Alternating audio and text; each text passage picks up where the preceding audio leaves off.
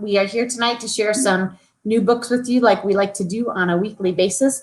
And I thought I would start out tonight with a simple little image and quote that captured my attention this last week. And it's something I talk about. I've probably talked about with this book club a little bit, but it's something I really believe in, is that fiction gives us empathy. It puts us inside the minds of other people. It gives us the gifts of seeing the world through their eyes. That's always something I said. But the last sentence I really love. Fiction is a lie that tells us true things over and over, which I think is really a cool idea. And it's a really cool thing to think about, you know, during election season, right? Fiction is a lie that tells us true things over and over. So I think it's a really good, it tells us why practicing our brains and reading and enjoying things and even going into worlds where things aren't real and could never be real have a lot of value, because it tells us the truth of what it's like to be human. So whatever your genre is tonight, I hope that you find something that makes you want to live in a lie so you can find the truth. And I think our first person is tonight is who? Katie. Katie's up next. Thank you, ma'am. Speaking of worlds where things may or may not ever happen, my first book talk for tonight is a book called Rogue Princess by B.R. Myers. Now, we have said it before, we'll say it again. We love a good fairy tale retelling in this book club, and this one is no exception. We start the book meeting Princess Delia.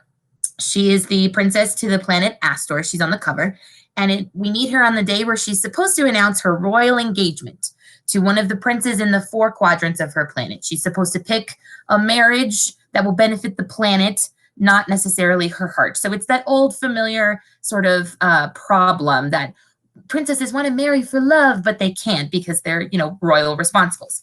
Then we meet down in the kitchen on the same day, we meet a little boy named Aiden, and Aiden is on his way to a new planet, a new life, out from the clutches of his evil stepfather and evil stepbrothers. So, if you haven't figured it out yet, this is a science fiction retelling of Cinderella. So, Aiden makes his way to the garage to go steal a queen's glider, and lo and behold, he runs into Princess Delia running away from her day of engagement choosing, and they form a bond, they form a friendship.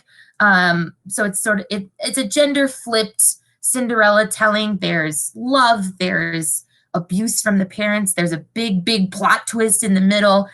There's friendship that turns into a romantic love. Then there's girls standing up for themselves. There's history, mythology of this world, tons and tons of science gadgets. There's robots, there's little mechanical birds that are messengers. It was heartwarming. It took me a minute to get into it, I'm not gonna lie, but I'm glad that I stuck around for it because the end will surprise you. There may or may not be pirates involved in this book as well. And so I would give it a 4 out of 5, especially if you are a fan of a story retelling, especially if you're a fan of the Lunar Chronicles by Marissa Mayer, like me. This book is right up your alley. Rogue Princess, B.R. Myers. And now, tag Adrian, you're it. Thank you, Katie. My first selection is perfect for the spooky month of October. It's the graphic novel Blossoms 666. And this is written by Cullen Bunn and illustrated by one of my favorites, illustrator Laura Braga. So Cheryl and Jason Blossom, if you're fans of Riverdale, they're seemingly normal twins in Riverdale. They're wealthy, popular, likable. They also harbor a deep, dark secret. One of them is the Antichrist. They're just not sure which one. Their parents know it's one of them. So they kind of compete back and forth for this and tease each other about it. The comic starts with them having a big party that even the outcasts of the high school are invited to. A couple of people disappear, so that's kind of spooky. And after the party, we also find out, well, before the big revelation, everyone in town is talking about how much they love the Blossoms, and our Betty Cooper is kind of suspicious, and she's the one, and everybody keeps saying, oh, you're overreacting, and she's the one that's kind of suspicious. She gets an ally in this mysterious stranger who is a third child named Julian, who was taken away from their parents at birth. So the twins are not really twins, they're triplets. So now there's another person vying for this title of leader of this underworld family. No one in Riverdale is safe from the triplets' manipulations and Cheryl and Jason don't like the other competition. They're used to each other. So they band together for a short time to get rid of Julian. And he seeks out Betty because he realizes she's the only one in Riverdale that doesn't trust his evil siblings. I think it fits really well into the other graphic novels set in the Riverdale universe. It's campy, it's fun, the illustrations are beautiful, and it's always a good sign when I want to buy the next one in the series. So I did, and I really liked this one. I give it a 4 out of 5. Now on to my friend Heather. All right, I have tonight a book called A Map for Wrecked Girls by Jessica Taylor. And I bought it a long time ago and kept it on my shelf and didn't read it, and finally pulled it off to read this book.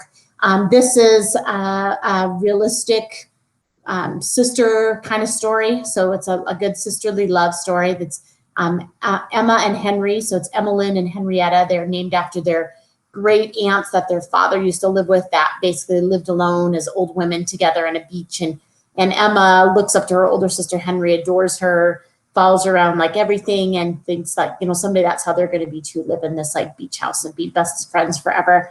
They have this really tight sister friendship. They're 16 and 15 when the story ends, or when the story starts. When it ends, Emma's a senior in high school, and so they go on their parents, their dad leaves them, and they're brokenhearted. Their mom takes them on a vacation to Puerto Rico, and they go on a boat ride with some local guys.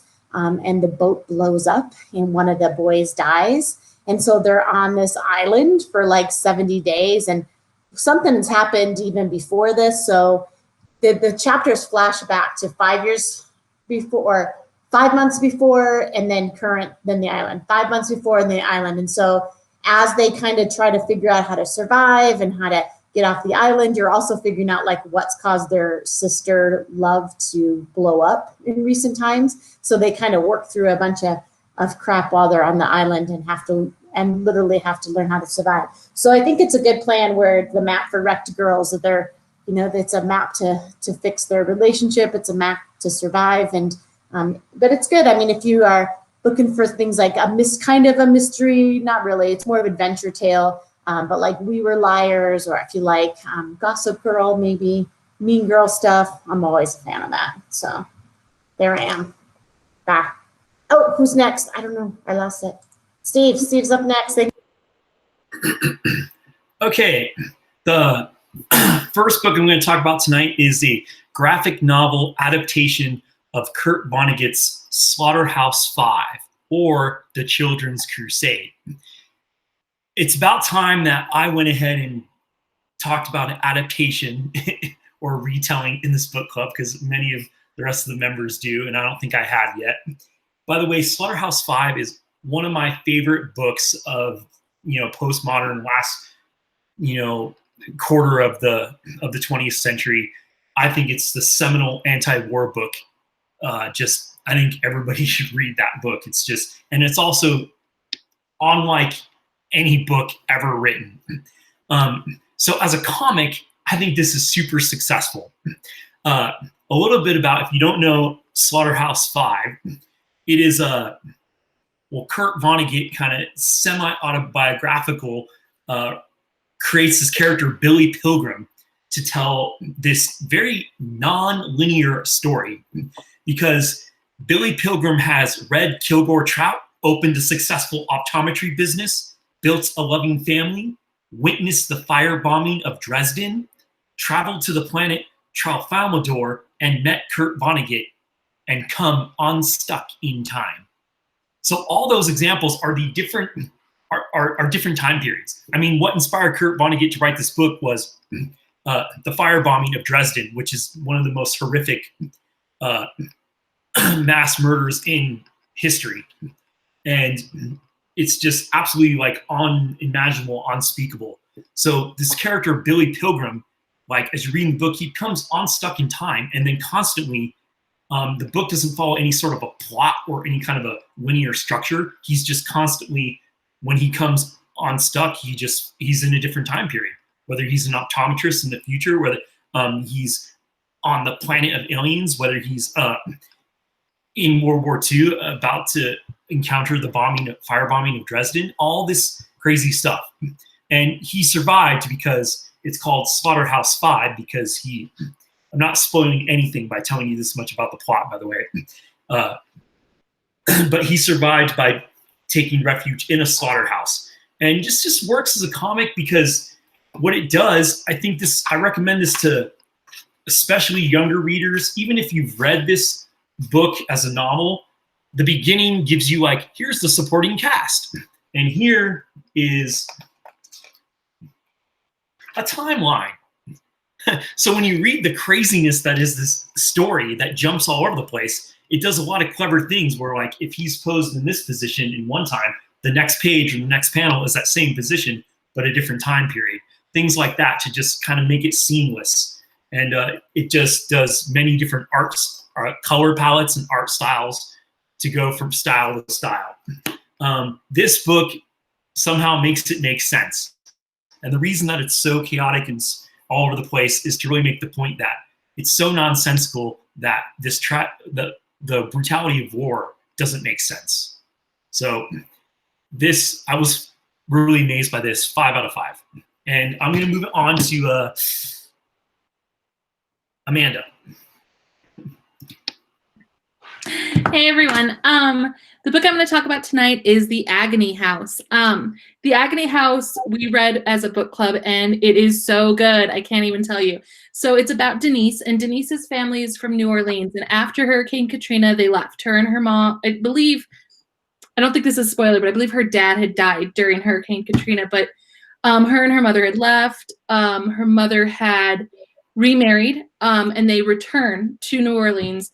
And they buy kind of a broken down, dilapidated house in hopes to build a bed and breakfast. But of course, her and her family are going to do all of the work to kind of get it together. And the thing that I really love, I love a lot about this book, but one of the big things is she has such a great relationship with her stepdad. So often in books, step parents are kind of viewed as a distance. A lot of times they're viewed as the enemy or the intruder. Her and her stepdad are like best friends. And I think that that's really sweet and it's a really organic relationship that's great. But as they start to clean up the house, really weird things start happening. It becomes obvious pretty quick that it's haunted. And then she finds a comic up in the attic.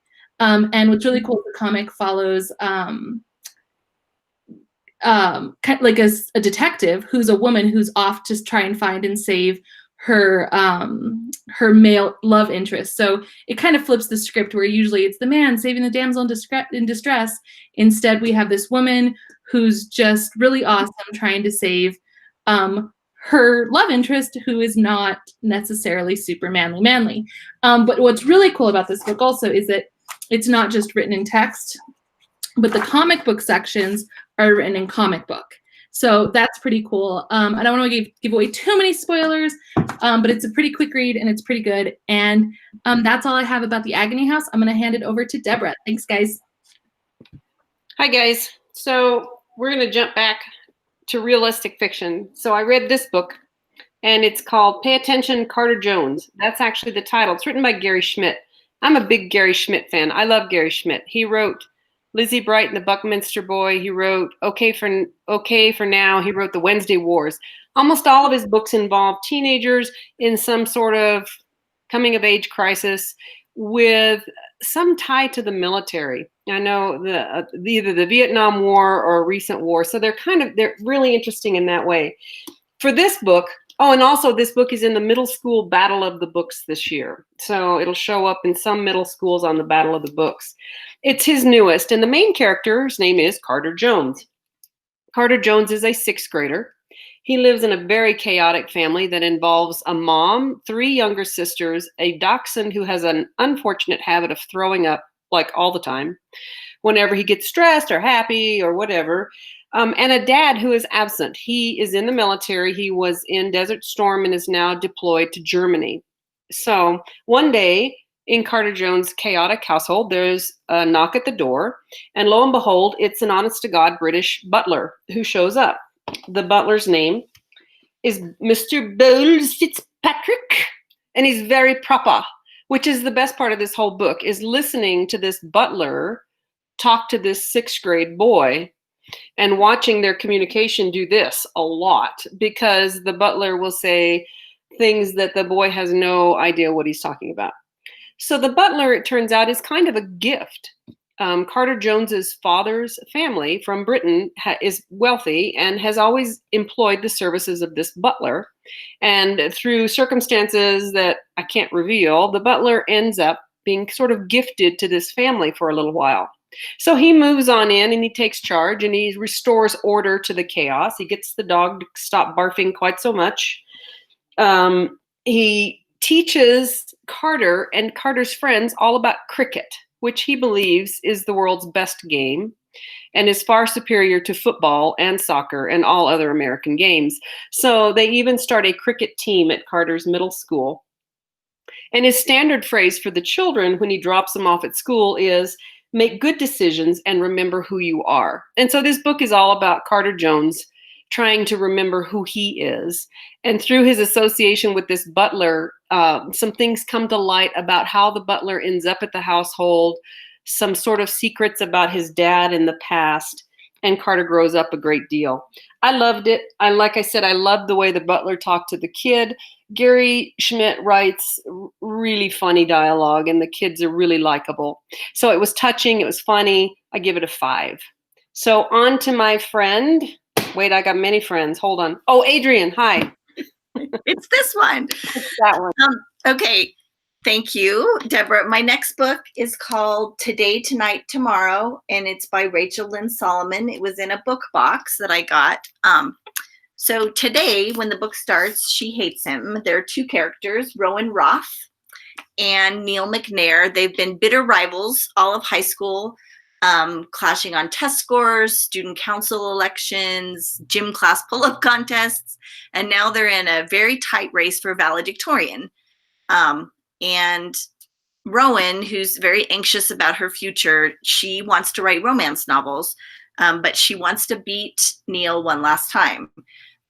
Well, Neil gets named valedictorian. That's not spoiling anything. It happens right in the beginning.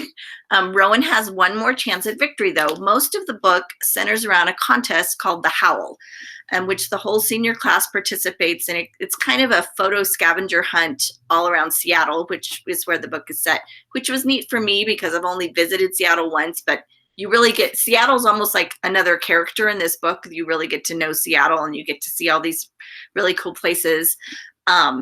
It's a race to win $5,000, and both Rowan and Neil fiercely need. During one of the little pit stops they have at the contest, Rowan overhears a group of kids talking about how they want to take her and Neil down in this contest because they win everything. So they agree reluctantly to band together to team up until they're the last players left, and then they'll destroy each other. So as Rowan spends more time with Neil, she realizes he's much more than she thought.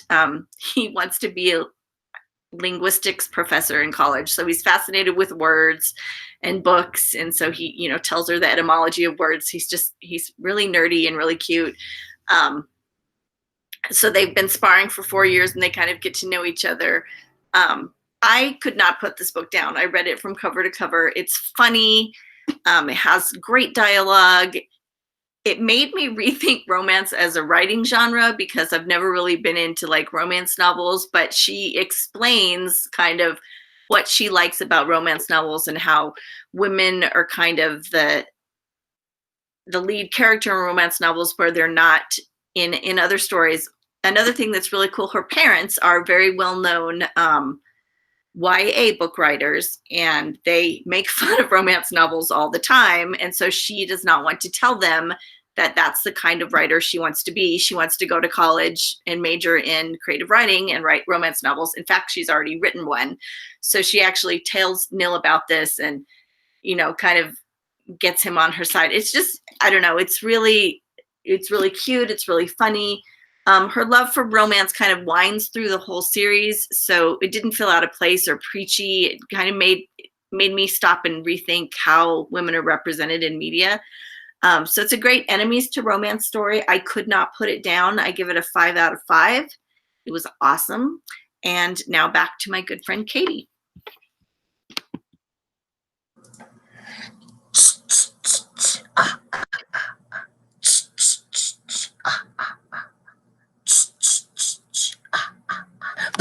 I got you. Welcome back, friends. Horror is my favorite. I know I've said that a lot about a lot of things in this group, but scary movies, I'm here for them. Scary books, I'm here for them. And this one was no exception. This was our book groups. We read this one all together. It is a hilarious, gruesome novel called Clown in a Cornfield by Adam Cesare. And the novel starts in sort of middle America, where we meet our leading lady, Quinn Maybrook, and her dad, Dr. Glenn Maybrook, have just relocated to this like middle America, Nebraskan town. I don't think it specifies what state it's in, but it's called Kettle Springs. Quinn's mom has passed away. They're from Philadelphia, and they have moved here to start anew. Quinn's dad, like I said, is a doctor. He wants to set up a town practice. And so they happen to find a town where the doctor had a house, and then the doctor sort of mysteriously disappeared from town. I don't know. But now there's a new occupancy for there's a new vacancy is what I meant to say for the doctor. So Dr. Maybrook sets up shop, and Quinn starts school and meets this gaggle of teenagers who she ironically meets them in detention, and Quinn is your stand-up student who's never got detention until she got wrangled in with these knuckleheads. She comes to find out that the teenagers of this town, Kettle Springs, all hate Kettle Springs. They all want to leave. And the grown-ups in Kettle Springs are all really disappointed in the lives and the choices of the teenagers these days. So they say, hey, let's make Kettle Springs great again, right? The Kettle Springs is centered around a corn syrup factory. That's sort of it's like a mining town a little bit, but with corn syrup. And the corn syrup factory has shut down. It was burned in a fire a year previously to this book. The fire is blamed on one of the other main characters' name is Cole. He's sort of your broody, dreamy, emo type in this story. And Quinn and Cole and the other teenagers get embroiled in the adult's adventure to sort of cull the crop of bad corn is what one of the taglines for the book says. So my friends, this is like reading a trashy, it was like watching a slasher flick from the 1980s, and I loved every second of it. There's even at the end of this book, there is a big mass clown murder fest in the corn where they're having a teenage party over the weekend, and just clowns show up with every classic slasher weapon you can think of. Chainsaws, check. Machete, check. Bow and arrow, check. Hatchets, check. Fire, explosions, you get it all. The best part, I think, Quinn Maybrook, our darling leading lady, turns into one of the best final girls I've ever heard, read, seen in a horror book. So if you don't know, quick summary, a final girl is a trope in the horror genre. She's the last character alive through her own vigor, right? She's not dependent on a man to save her. Think like Jamie Lee Curtis in the first Halloween. She's a final girl. She's saved through her own smarts and not because of a man. Quinn Maybrook saves herself and saves the dude. I'm not going to tell you which dude, so you can go read it. 5 out of 5 if you're looking for something kind of ooky, kind of creepy, but not like sit in your brain scary. Here you go. Clown in a Cornfield, Adam Cesare. Steve, you're it. Okay, another fun, spooky kind of exploitation is a graphic novel called Dracula, Mother. Okay, it is written by Alex de Campi. She is known for comics writing, especially pulp style and exploitation stuff and horror stuff.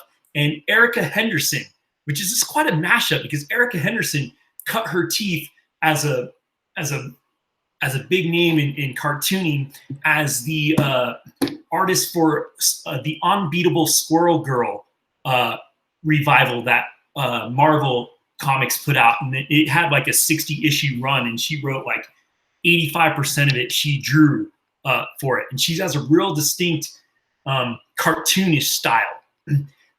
So doing a book like this is completely experimental, and it breaks all the rules of color and paneling and all that stuff. It's basically, the prologue is Vienna, 1889. Dracula's brides nail him to the bottom of his coffin.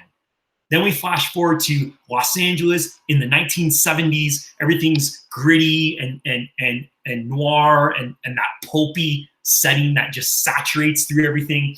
And the Quincy Harker, who is a photographer, gets pictures, takes pictures of some vampire murders, and then he encounters the brides. Then you don't know, are the brides going to, what's going to happen? That's all I got to say. So a couple of things to show you super quick with the book are just the use of color is masterful. This is a master class in comics and coloring. We switch from like realism to that noir, breaking the rules with weird colors, right? We have the creature stuff, and this isn't going to spoil too much by showing you this one splash page, but a splash page in a comic is where both pages take up the whole art, and it builds up, so where you get that reveal when you're like looking at this page, you're like, what's going to happen, right? And then you turn and there's a splash page. And the cool thing about the vampire creatures in this, it's basically kind of a kabuki Japanese demon style. It is kind of the interpretation that Campy and Henderson came up with. It's just really cool, and just the use of colors. There's all this psychedelic, druggy 70s stuff with like, it's just, this book is just amazing, and it reads quick. You read this in an evening for sure. Super fun, and it's a nice twist on what about Dracula's brides? What about their point of view? And that isn't usually done with Dracula stories. And that's just very cool. It's very fun. You just feel like you're watching, you feel like you're in a kind of like a blood-soaked Cheech and Chong. Like, it's just, you feel like you're in that time era and tripping out when you read this. It's just, but it's also kind of creepy, and it's just cool. So we're going to take it for our closing, and I'm going to give that to Heather. Dibs, I got it. Okay. Bring it on over. We're going to wrap it up over here. It's all right, friend. Hey, Steve, guess what? You did 2 retellings today. What? Yep. I would call that Dracula Mother. That's a retelling for sure. I'm here for it. Just put it on the list. So thank you, friends and listeners, fans, family, whoever you are, for coming back to once again our Forever Young Adult Lovers of Books webcast. We took you on quite a journey today. I think we went sci-fi, we went down to cheesy horror, we went down to slasher movies, we went to realism. People were trapped on islands, learning about themselves with a butler from England, discovering new things in a treasure trove of a house in New Orleans, and all the way back again to return to Heather's point about fiction tells you just magic, right? In summary of her quote from earlier, reading makes you a better person. That's our tagline for this group, and it makes you a better person, we think, because it helps you see other people's worlds through the window. You can see it as a mirror, getting yourself a different point of view on your own life and perspective, even if it's in the middle of a druggy Cheech and Chong horror comic, or if it's in the middle of a love story with 2 rivals from high school who've been at their throats for the last 4 years. However your medium, whatever pathway you like to read about and choose, we hope you have a wonderful week. Have a spooky, safe Halloween next week, and we will see you in 2 weeks. Goodbye. Bye-bye.